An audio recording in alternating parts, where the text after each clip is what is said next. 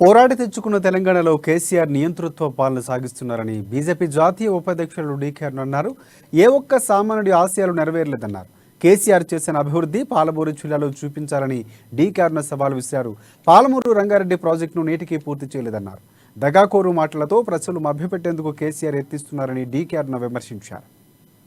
మోదీ గారి పాలనను ఈరోజు ప్రపంచ దేశాలన్నీ కూడా నరేంద్ర మోదీ గారిని ఈరోజు ఎక్కడికి వెళ్తే అక్కడ నీరాజనాలు పలుకుతా ఉన్నారు.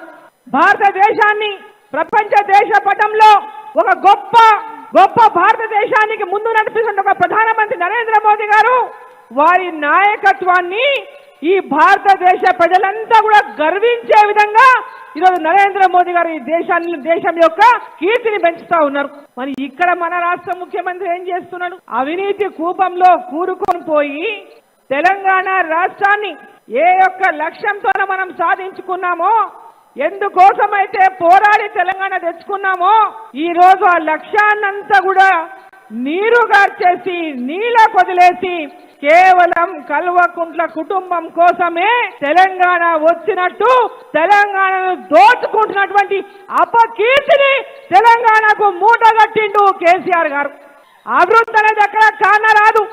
అభివృద్ధి అనేది ఓన్లీ కల్వకుంట్ల